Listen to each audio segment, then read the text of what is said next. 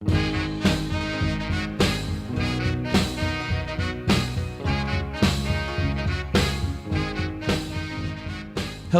and welcome to another episode of the PropSwap podcast. We are your hosts, Ian Epstein and Luke Pergande. And we are also the founders of PropSwap, the first marketplace to buy and sell sports bets.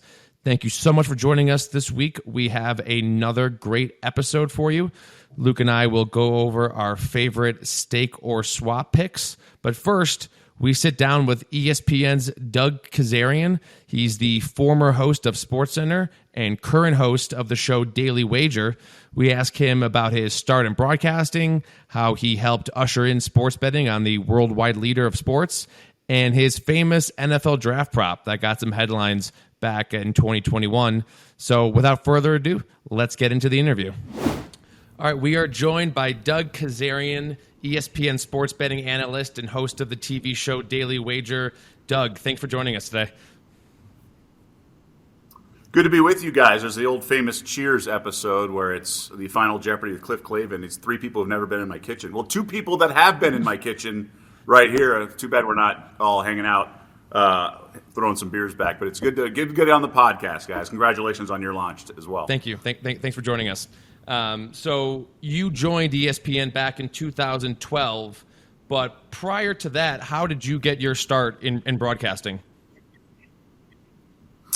So it really goes back to like high school days, to be honest. I always wanted to be in journalism of some sort. And, you know, like any sports fan as a kid, you kind of think about SportsCenter and stuff like that. But basically I was doing print journalism for so long.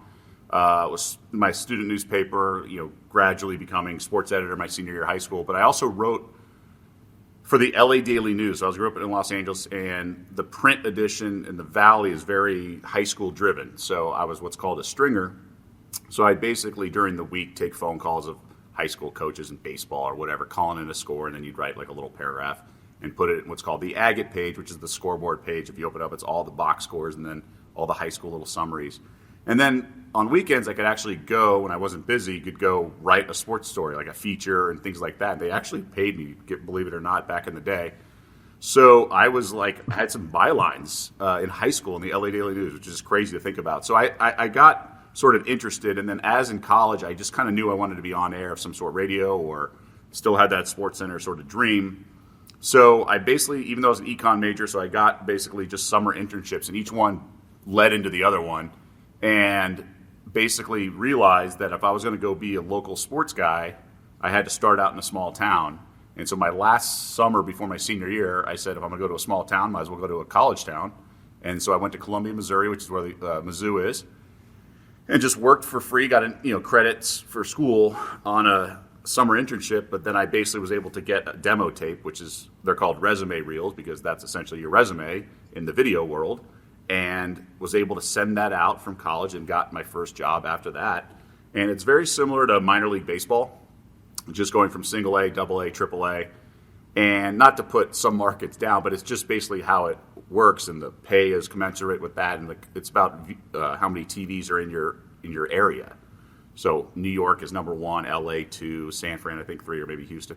So basically you start out in market 150 and go to like 100, and you used to keep climbing. Well, in 2005 I moved to Vegas because I got a job there. So I was working at the local ABC there, and that's where everything sort of changed with the betting background. I was into betting, but not like, I started there. And so eventually you realize that sports betting in Las Vegas is like the home team, right? So now there's the Golden Knights, the Raiders. Back then there wasn't there. So it would be like it being in Portland, or maybe San Antonio is a better example, where there's only the Spurs. There's no other sports in the offseason. It's not like a 3-sport town like the Cowboys or more than that. So basically every day I tried to do a betting story. And then there was UFC started to blossom as well. But for the most part, I was doing a bunch of betting content.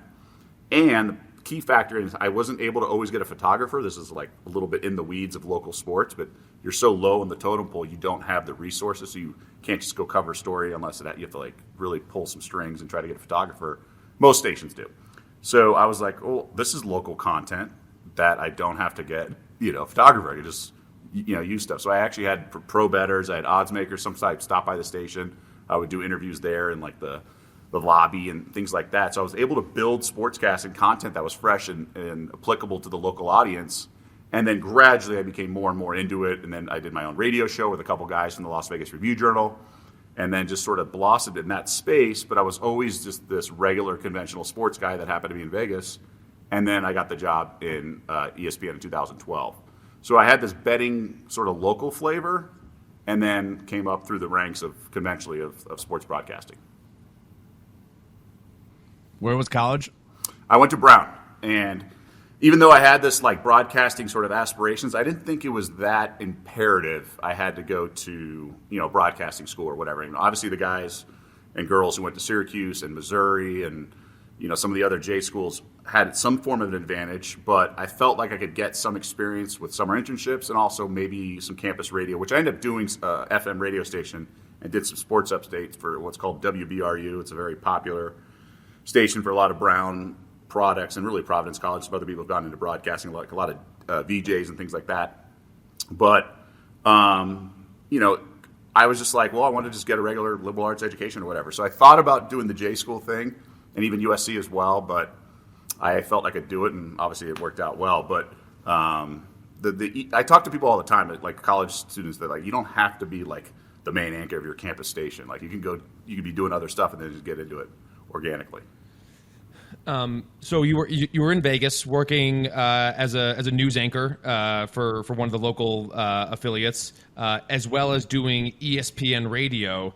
But what people may not realize is that local ESPN radio stations are not usually owned by ESPN, right? They're locally owned by a company, right? So it's not that kind of direct pipeline to go from a local ESPN radio to Bristol.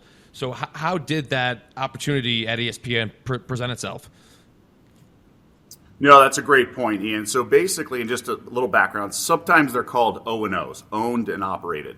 So top like 10 to 20 markets will have O&Os. Like the New York in Manhattan is an O&O. And you'll see at the end of the newscast, they'll have that little white, sometimes like hair and makeup provided by, clothing provided by, and they'll be like owned and operated.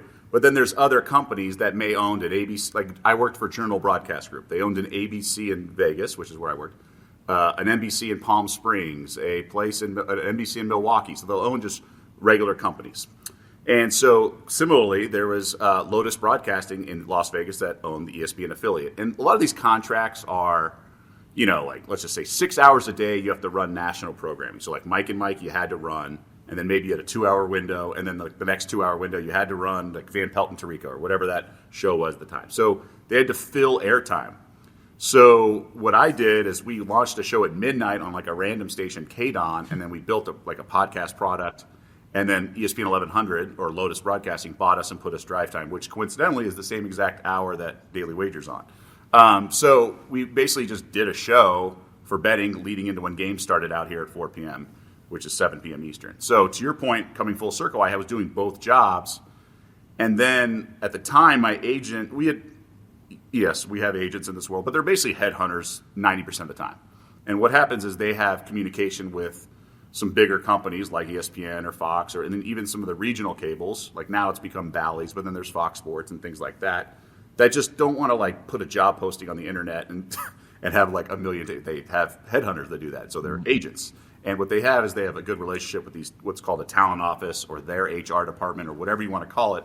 So there's two intermediaries basically say, hey, we're looking for people. Do you have anyone whose contract might be coming up or whatever? So when my agent, we decided after like 5 years in Vegas, I wasn't going to leave because like by that time Mayweather was getting huge, boxing in general was getting bigger, UFC was getting bigger, and then this betting, and I was happy. I was the main guy during the week doing sports and doing this radio show we were launching. So there was no desire for me to leave and go maybe be in a higher market like I talked about earlier, or go to like San Diego and be like a number 3 guy.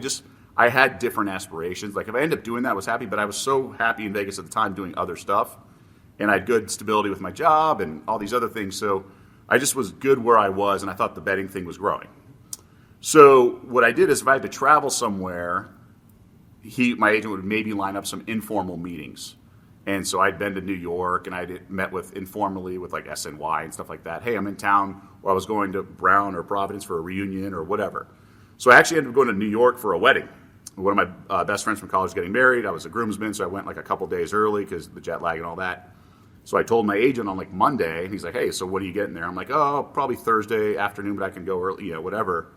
And he texted me like Wednesday, and he's like, hey, can you get to Bristol by Friday morning? I can do 2 meetings at 9 and 9:30 back to back. I go, absolutely.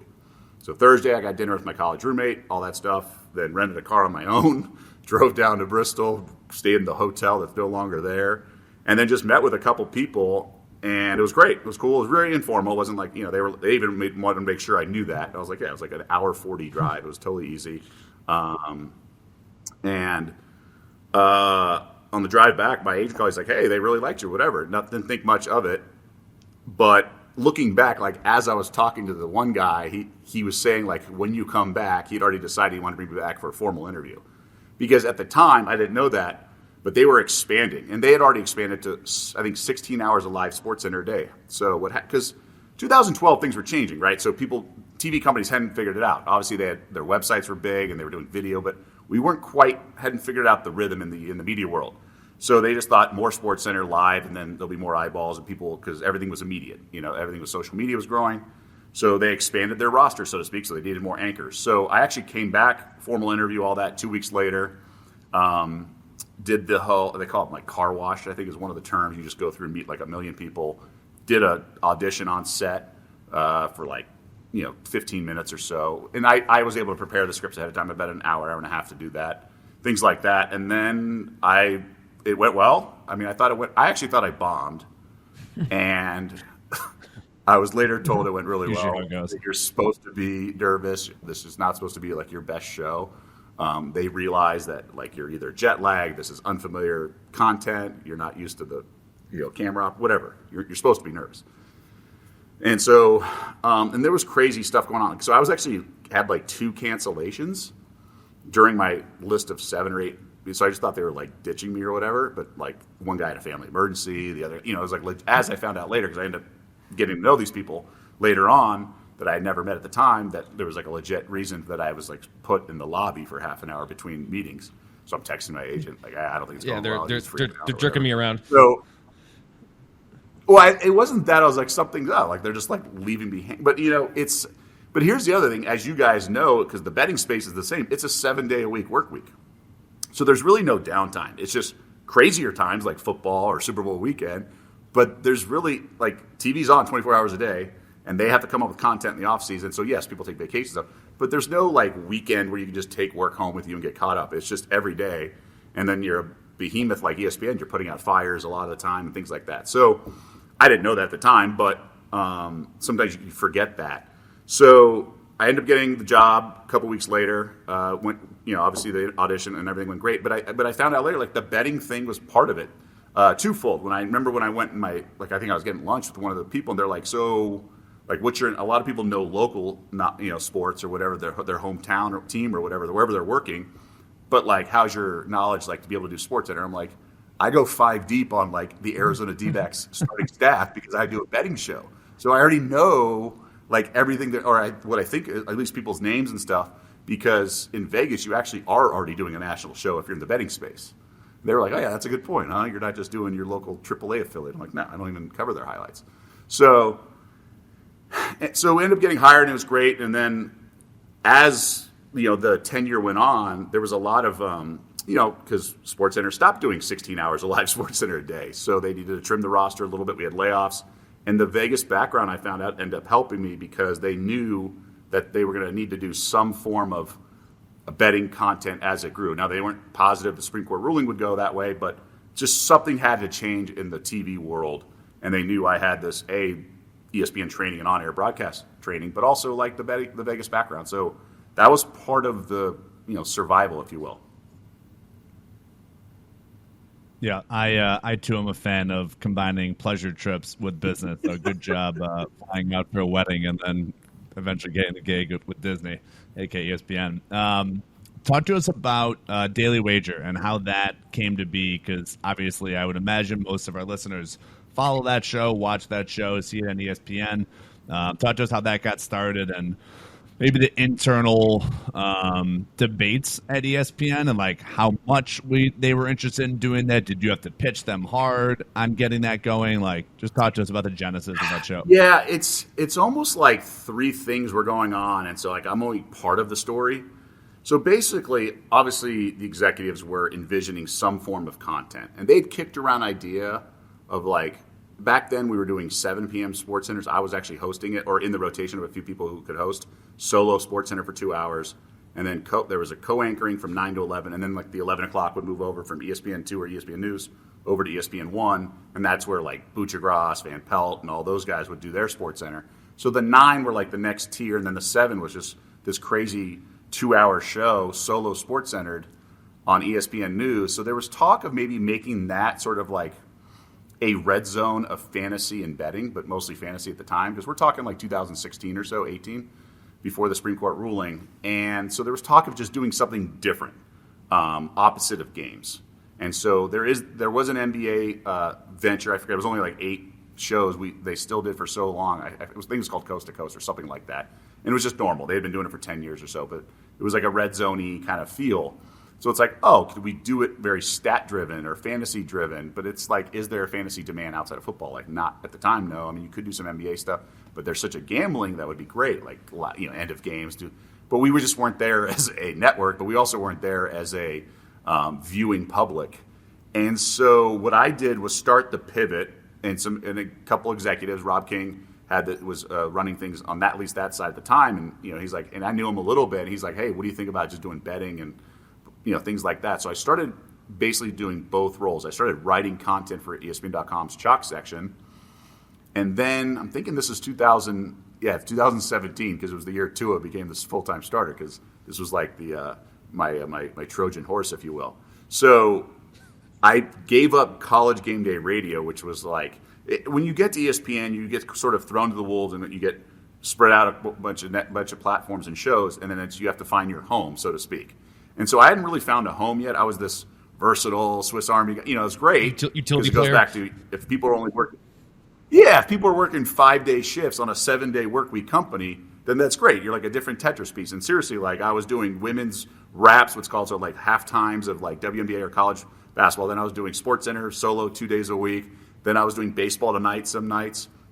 And so I was just like so stretched thin, but it was great. I was this, the utility guy, to your point. And so I finally found a home that was College Game Day on radio. It was great. 7 hours every Saturday, noon Eastern, 7 p.m. We'd go on to venues like 5 trips a year, be outside of stadiums, or not quite like the TV version, but it was basically red zone for radio of college football all day Saturday. And it was great. Huge demand, huge product, frontline. It was finally I had found a home. So I was like, oh my God, I'm going to give this up to go do 90 seconds of SportsCenter Saturday mornings and Sunday mornings.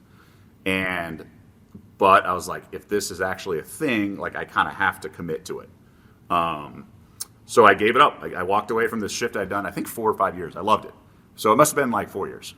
So I loved it, and I did like a betting segment for like a minute and a half Saturday mornings on SportsCenter, like opposite game day. It was probably like 10:30 a.m., but it was funny because that was the year. So I joked about the Tua thing. So that was when Alabama covered their first half 10 straight times to begin the season. And I was able to go do picks and explain. And obviously, if you're talking about, I don't know, Kent State covering the first half, 10 straight games, it doesn't really move the needle a whole lot. But you're like, hey, I got fresh Bama content, SportsCenter. Are you interested? They're like, oh, yeah, bring it. Because that was the year after Tua had thrown the game-winning pass to Devontae Smith to come in and replace Hurts in the overtime against Georgia. So Tua's the starter. Saban's got to spread off, all this stuff. So it was fresh content. And they wanted betting, but they wanted 90 seconds of betting, which was fine. We weren't, the Supreme Court ruling hadn't happened. So I was writing content, I was doing stuff, I was hosting the podcast, I think by that time, the Behind the Bets at the time. So I was starting to transition into this sort of insider role. And then we thought about launching a show anyway, and then the Supreme Court ruling happened. And so already the executives were like, could we do this? Now, we are a league partner, right? So there's an element of, is the NFL okay with it?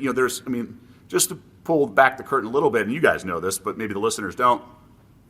So, like Pro Football Talk, they're not officially an NFL partner because they're called Pro Football Talk, not NFL Talk.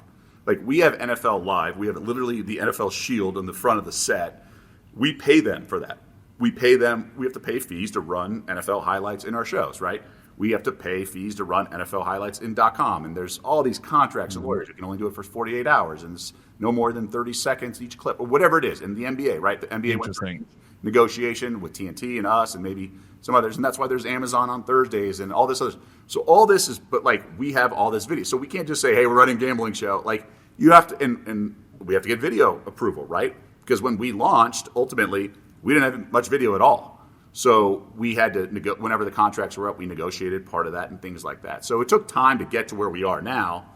But when we started, it's like, can we do this? It's because remember, like, Colin Cowherd and Chad Millman used to do some segments, but they were all like whiteboard segments, which is all like dry. It was all like cartoonish, right? Or they had signs on the set. I mean, they literally could not run video, and the graphics always have to say Green Bay. They can't say the Packers, and just little things like that. So we've come a long way, but all this stuff you have to pay for. It's, what is it? It's intellectual property stuff, right? Like, even their logos and all that, all those things. So when you work at ESPN, you are a league partner. Now, when there's things that happen that are really serious stuff, like really, we have outside the lines, we have investigative reporters that can do it, and it's sort of a branch of the company, but it's not like they can control what we write, right? So it's just like a partnership, so to speak.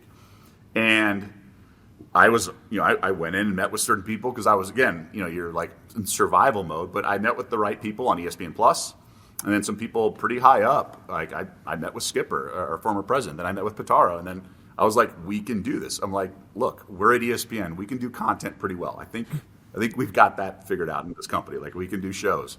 And they're like, all right. So I had to write like a 1-page, a 2-page, here are my thoughts. You guys go do with it what you want. But like, this is how it would look. And to be fair, I actually, we all were immersed in the space, but there's a lot of people who don't bet, and maybe they're executives at ESPN or whatever. And they're like, what's a gambling show look like? Is it monkeys throwing darts, flipping coins? Like, what is it? They don't know that you could have done a SportsCenter flavored show about betting. Again, think about the stigma that existed. Think about Vegas. I mean, even at the time, I used to argue with people because Vegas would, like, residents or people who grew up here would get so defensive and be like, why? I'm like, well, you can't have a marketing campaign that says what happens here stays here, that literally flashes on those rotating billboards behind the home plate at baseball games and the commercials that say what happens, and brand yourself as this debaucherous city and then get offended when people assume that you are a debaucherous city. You can't have it both ways, right? So if you're going to spin everything that this way and gambling's crazy, then I'm sorry, a league that's multi-billion dollars is not going to just roll the dice with their company because you want it, So there was a fact-finding mission on the league's part that I thought I give them a lot of credit for, and also ESPN executives. So we kind of did some demos, and it was like, they're like, this is basically SportsCenter meets like fan. I'm like, yeah, that's all it is. It's like you do a setup like, like Tom Brady's 38-5 against the Jets or whatever it is, and he's happened to cover 25 of them. I mean, it's news and information. That's all of it. It's another analytic. And then if you pick games, it's not really that different than when Countdown does picks or whatever. Yeah, you don't have the point spread, but if you do it tastefully, we're wearing blazers or whatever. I think there was an element of polish on our end and things like that did things tastefully and maturely. Like, our demos were really good. Like, once we decided to launch the show and all that, we did like a month of rehearsals.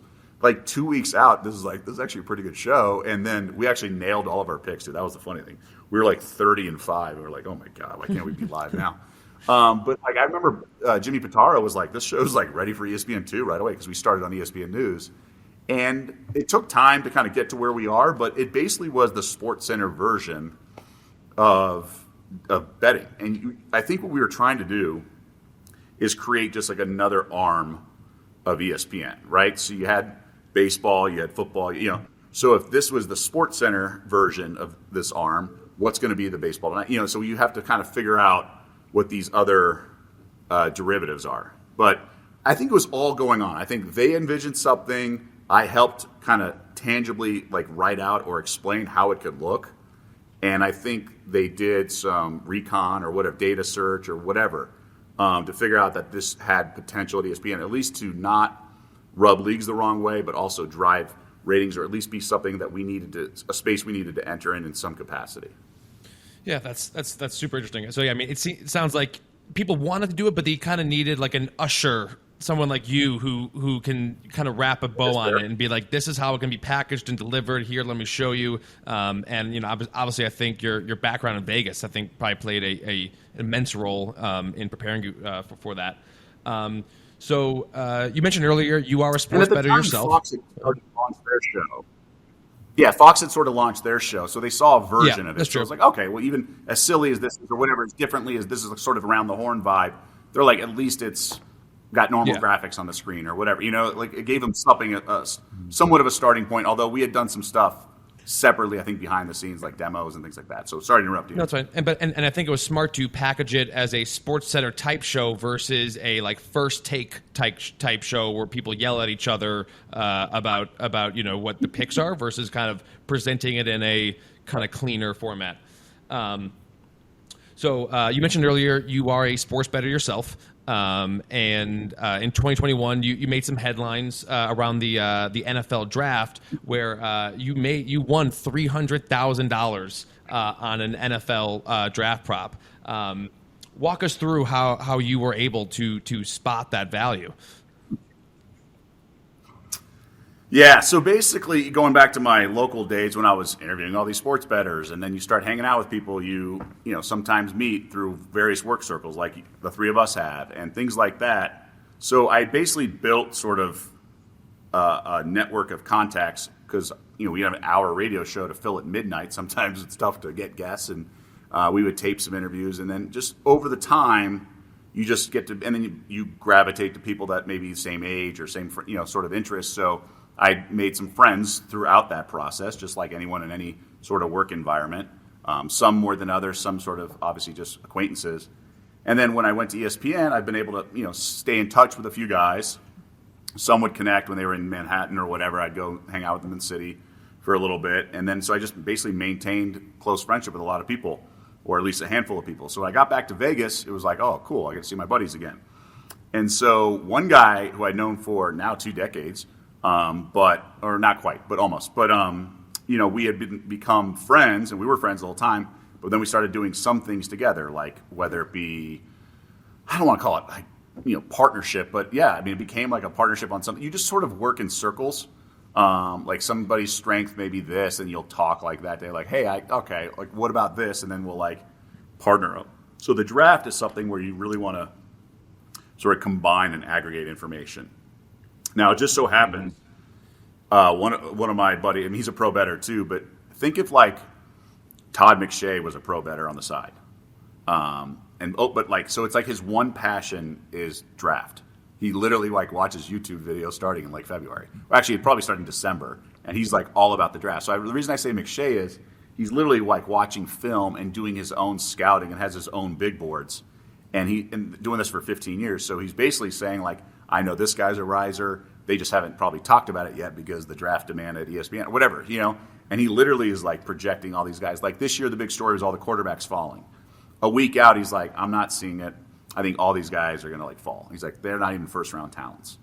And so he was betting over like 5.5 on some of these guys. And like, obviously there was only one QB in the first 2 rounds, but he sniffed it out. He just says it doesn't feel right. He sniffed out the Trey Lance thing. He's like, it's a copycat league. Everyone's about Mahomes. He's like, I just know how these GMs work.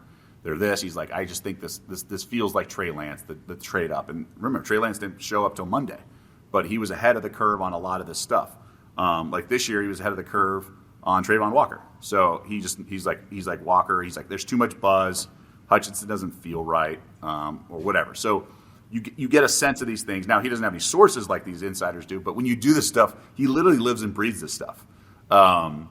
And so and then he happens to be a pro bettor on the side, so he understands all the math and the language. And a lot of these books were putting up props like in February.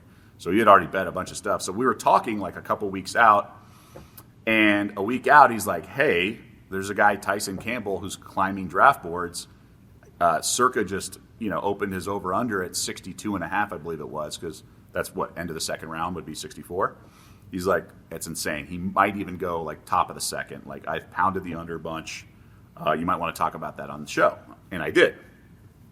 So I'm like, whoever this, Tyson Campbell, right? And so before I talked about it on the show, I'm like, who is this guy, right? So I did some background. I was like, oh, he's a Georgia corner stud, whatever. And so over the weekend, I started, you're reading more blogs. I have a Monday, I had a draft pod I did with Kuiper. And so I'm pretty immersed in it within a week out and talking to him and making some bets that I already had. And so I see some guys at like CBS Sportsline and some other places are saying like, oh, Tyson Campbell's climbing. He's as high as early second round. I'm like, I heard this a week ago. And then you're hearing late first buzz. And so I don't think much of it because the top 10 is so much easier to forecast than the bottom 10 of the draft, right? It's bottom 10. It's like, do you take best player available, position of need, and so much. It's like any fantasy draft, right? The first 5 picks are easier to forecast than the third and fourth round. You just don't know what's going to happen. And then there's a run of a certain position, right? And then you just have to maybe reach for a tight end or reach for a quarterback in some of those fantasy drafts. Well, the simpler stuff happens at the end of the first, like the running back is always like kind of a wild card. Like Clyde Edwards-Helaire went the year before, was the surprise first pick. And then the next year, I forget who it was, but there's always like Swift, I think, was supposed to go 1. Anyways, so Monday night, I'm literally chilling in bed, and I was like, going to bed early or something, and then I'm going through a lot of these apps, and it's just so tedious. So we can't really use websites. These books in Vegas don't have websites. You have to like scroll through these apps, and it can just get pretty tedious. And I noticed on one of these index bets, which was at the MGM, because there's just pages and pages, and some apps are better than the others. Some are just like so like crazy. The orientation, no rhyme or reason for the order. Oh, and sometimes they're in the current listing, like favorite, or they're like how they were entered, or they're like my favorites.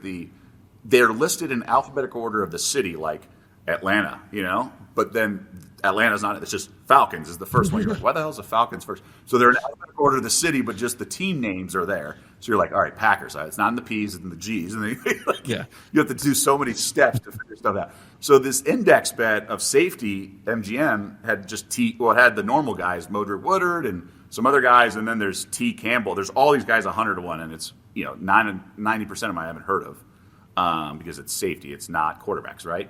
And then I see T. Campbell, and for some reason I still had Tyson Campbell at the top of my mind. I'm like, is that the same guy?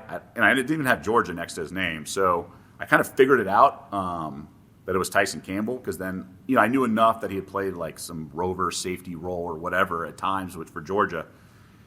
And I was like, this is, and it's funny because that day I did a pod with Kuiper asking him a bunch of stuff, and he knew it was a betting pod, obviously. So like the couple of these, like, and he was asked because I asked him like, what's the top D end? He's like, well, be careful. Some of these books, list guys at different positions, which we all knew that, but it was cool to have Kuiper mention that.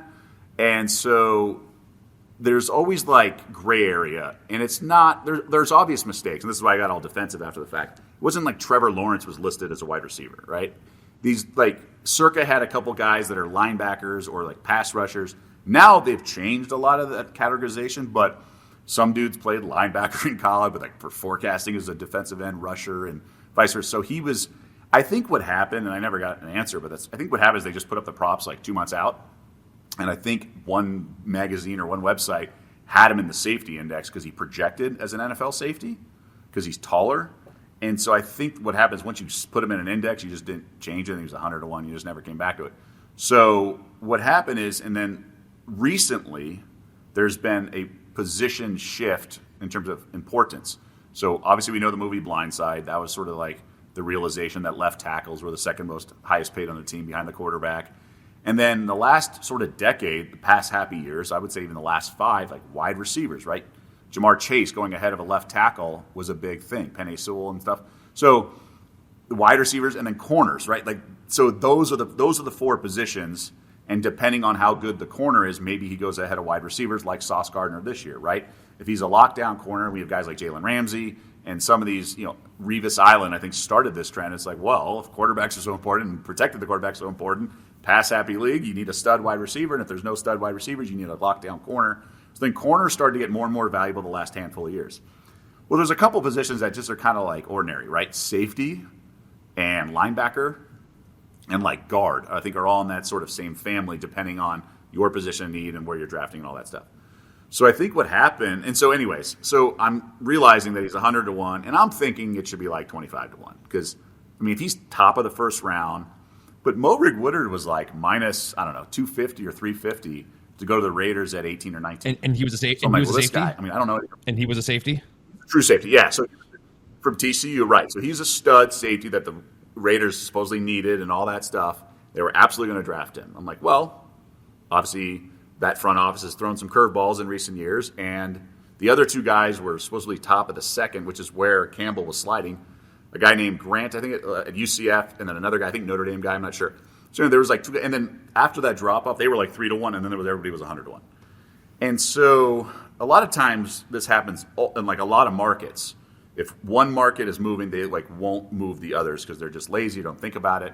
So if a guy's over-under at Circa in a two-way betting market is moving from 62.5 to 46.5, I think it moved to, then he's really like 35.5.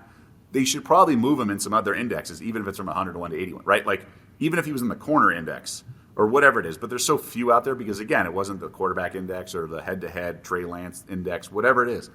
So, but we see that in other markets, like Mike Trout may get scratched for the Angels. That money line will move, but like in theory, like Ohtani's whatever total bases should go down if he has no protection of Mike Trout or whatever. Like there should be a domino effect in a lot of other markets that sometimes get moved, sometimes don't. They just get a little sloppy or forgetful or lazy or just overwhelmed. So I was like, all right. So I looked at some other books, and at that time, Monday night, again, Thursday's a draft, and you take down the lines. I think Wednesday at noon or something. I think I looked at William Hill had no safety index or anything, so I'm like, yes. So like I basically was like, I got to go bet this now. Like this thing ain't going to be around maybe in the morning. And it had been up for 2 months, so we were all asleep at the wheel. So don't give, I get no credit for this. I just happened to 2 months after, finally beat the clock. So I decided to like, this needs to be bet now. So I basically I go down to Bellagio in that area and just bet it at the kiosk. And there's limitations in the kiosk. It's been affectionately known as kiosk banging, but really the settings on the kiosk make you kiosk bang. Like you can't put more than a certain amount of money in there. I think it's $500. And then also you can't get a ticket printed out that will pay more than 20 grand. So if you have, 1,000 to 1, you can't just put a $500 bet on it. You can't. You have to. So the most, because what happens is there's humans in the back that are like printing at, seeing these bets come across, and it gives them time to adjust the odds. So literally the protocol, not that I would have put 3,000 in there to bet on it at first, but I was only allowed to do $300 tickets and $200 tickets. And this took place over like an hour and a half because I'm like, the more I think about it, I'm like, the more I was just like, what's another $1,000? Again, Bachelor. And there's been other bets over the years that I wish I did more on. So to win a lot of money, you either have to like hit a bunch of 20 to 1s or hit one 100 to 1. And I was like, if this guy's climbing and it's only Monday, like who knows? Maybe he's a top 25 pick, or 20 pick. I don't know this guy. He's Georgia, right? Like there's other Georgia. The Georgia's a factory right now. And so over the course of like an hour and a half, I was able to get now eventually they started, at the very end, they started moving. It moved to 80 to 1, then 50 to 1. By the time I got to my car, it was 25 to 1. And by the time I got home, they had removed it completely. Now, the question is, why did they take forever? I have no idea. My buddy joked it's like Mission Impossible when like I was came down the cable and like put stuff in his coffee and he had to go to the bathroom for an hour and a half. Like obviously that didn't happen. But like I don't know why for an hour and a half they were like not moving the line. But it's also like in this day and age. So this is my question to you guys, and this is what I said at the time. People are like rolling their eyes. I'm like, no, like for all we know, they took like a $10,000 bet on Mo Rig Woodard in New Jersey. I mean, they love tweeting about these big bets they take. For all I know, they were getting like no action and they needed to lay it up. Because there are books, as you guys know, that will be like, they'll tell their arbitrage or whatever, like, hey, we're looking for this side in the next hour or whatever if you want to hit it to balance their books, right? Like, why is it my job to know what they need? It's not, obviously. And they have 30 states or whatever it was at the time. And again, maybe they took a huge bet to a big blackjack player that day who really went from Texas who loves TCU or whatever. So for all I know, they wanted, how much money have we all thrown at 101 bets that never won? So they just thought it was, burning money. Yeah. I think it's so confusing about trying to figure out what's a mistake line and what's a actual line that they want to take action at. And it always seems it's like after the fact that you get to say which is it, right? It's like after it won, they're able to say, yeah, that was a mistake. It never should have been there. But if it had lost, they probably wouldn't have said anything. Of course, because again, so I've talked to people at other books, just having friends who are managers or odds makers. There's been like FBS, FCS lines that were like 50 points. They said we've taken $900 bets because 1,000 brings over a manager and have to swipe a card, on LSU plus 50 against a bad team instead of minus 50. And there's people that like went down the list of tellers, bet it, because on a lot of books at FBS, FCS matchups post them Saturday morning. So they just went down Saturday morning, get lost in the crowd, betting it $900 or whatever a billion times, and then they figured out it was human error, right? That they got somebody, whoever entered that line, entered it as a plus instead of a minus, and they tell the person, we can pay you, and if we pay you, we have to pay you out of gaming, but you'll never be allowed to bet here, or we can refund the ticket. And they're like, I'll take my money, and they're like, all right, thanks, here's your money. You're not welcome to betting it.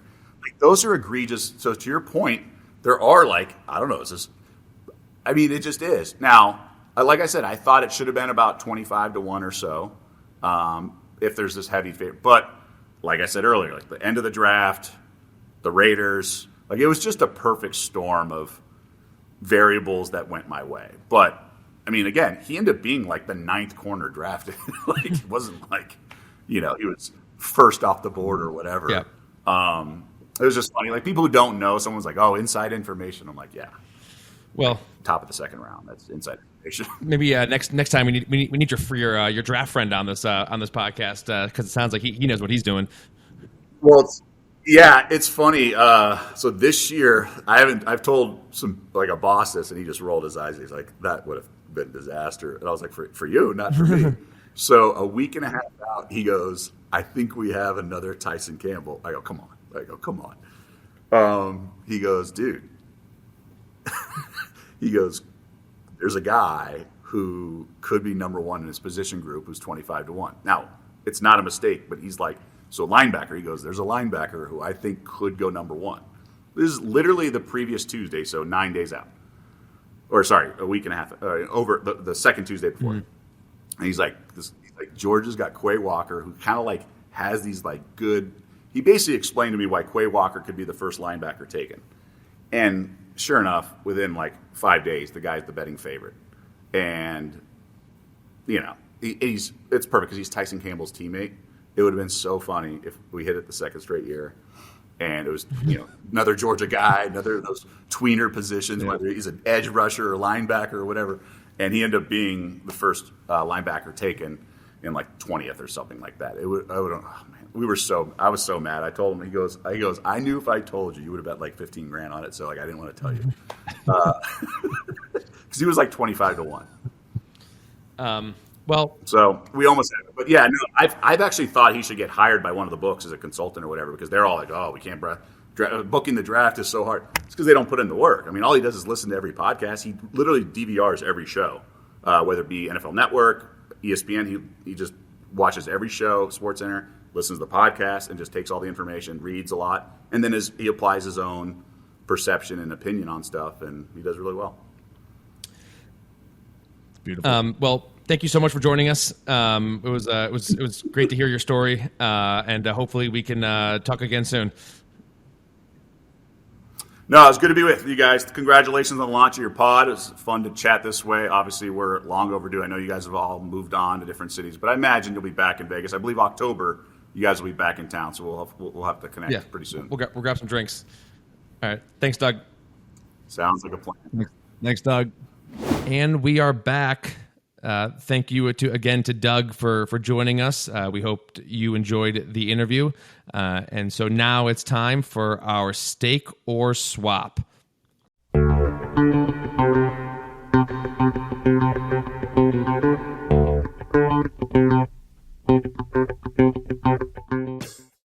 First up, we will be talking about the Tampa Bay Buccaneers. Currently, they are 10-1 at sportsbooks to win the Super Bowl. I will go first. I am staking the Tampa Bay Buccaneers. Obviously, they did not look great on Sunday, but I think there are some contributing factors to that you will not see moving forward. Obviously, number one, Mike Evans being suspended for a game, which I think there's been a lot more egregious things that have happened in the league that did not result in suspensions. He was already thrown out of the game where that originated from suspension. Their other wide receiver, Chris Godwin, he's been hurt since week one and should be returning soon. So I think a lot of people looked at the Bucs offense, only scoring 12 points and saying, they're they're done for. But I think getting Evans and Godwin back Brady will return to his usual form. But really, I wanted to focus on the Bucs defense. Right now, they rank first in terms of points allowed and fourth in terms of yards allowed. They do have a tough matchup this week, Sunday night against the Chiefs. But I still think that's a winnable game. Obviously, the Chiefs didn't look great on Sunday against the Colts. And after the Chiefs game, their next 3 games are home versus the Falcons, at the Steelers, and at Carolina. All 3 teams with, I would say, below average quarterbacks that I think this Bucs defense is going to feast on. So I'm going to use this kind of poor showing on Sunday as an opportunity to buy low on the Bucs. So I am staking the Bucs at 10-1. Yeah, I agree. I will also stake the Tampa Bay Bucs at 10-1. I need no more evidence than Tom Brady breaking 2 tablets last week to show me that he is as fired up as anyone, and he is the obvious leader of Tampa Bay. And then layer onto that, I'm of course being ironic here, but it's interesting. His shirt wearing that he wore on Sunday of a chubby little teenager, clearly back in when he was 8 or 9 years old. Not the best looking back then. Obviously, a lot of people think he's very good looking now. Just goes to show you're not ugly, you're just poor. Yeah, and not only was that a photo, but it said greatness lasts forever. So he's trying to say something there. I'm not sure what. But yeah, I agreed on all those things. And I the other point I wanted to add was just that, I think he was out. He missed a bunch of training camp. I'm sure at his age, he's probably not even participating as much as he used to. And so I think, I think there's several offenses in this league that are going to take a little bit to start clicking, just because it's training camps are not what they used to be. The starters aren't playing so much in the preseason. So I think some of these offenses, once they get, maybe 5-6 games under their belt, they're going to start clicking more. So I would not use, the first 3 games as a great sample size. I think there's kind of more cohesion that needs to happen. The next team we are going to talk about is the Cleveland Browns at 50-1 to win the Super Bowl. Luke, are you going to stake or swap the Browns? Yeah, I'm going to stake the Cleveland Browns. You can find them at 50-1 odds at DraftKings. They're about 35-1 or 40-1 at other books, so some value there without even having to play a game in the field. You, of course, can buy a bet on DraftKings at 50-1 and then post it for sale on PropSwap at 40-1. Immediately lock in profit if we can find you a buyer, and I think we would. And then statistically speaking, first in rushing attack, they have the most yards on the ground in the league. They're 6th overall in terms of yardage. I think the yardage versus points scored, to me, I'm more focused on yardage because that's less fluky. I think people make a lot of argument about how a team is in the red zone. I don't really it's obviously relevant because that's what wins football games, but I just think it's random whether you get stuffed on your opposing team's 18 versus your own 35-yard line. I think that's just a random occurrence, and certainly in such a small sample size of 3 games so far that we just it's a better barometer of success going on yardage offensively or defensively instead of points getting hung up on the scoreboard. So first in rushing attack, 6th in yardage. Defense is penetrable. I'm actually shocked at their defense. They haven't looked as strong as they thought they were going to look. Obviously, Myles Garrett leading that defensive line. So they need to pick it up on their defensive side of the ball. But I still think 50-1 is a buyable number. I think this is absolutely a team that could get down to 15-1. Obviously, we're all waiting for Deshaun Watson to come back. So I think when he does return, I think this team could definitely be a 15-1 football team. And then you're tripling your money on that 50-1 future. Agreed on the kind of the yardage stat versus the point stat. However, I'm going to swap the Browns, and kind of for the points that you mentioned in terms of the defense. They're going to need that defense to kind of carry a lot of that weight before Deshaun comes back. Right? I do not think that Jacoby Brissett can shoulder the weight of this team and get them to a position where, Deshaun, he's only going to have 5-6 games when he comes back. And, if they have to run the table when he gets back, that's they may be kind of left on the outside looking in terms of the playoffs. And so, the defense, I know we just talked about points, but right now they rank 23rd in terms of points allowed, but they're also middle of the pack in terms of yardage allowed, ranking 15th. Another stat I like is yards per play, which I think kind of clears out some of the outliers. Right now, again, they're kind of in the bottom third, ranking 19th in terms of opponents' yards a play. So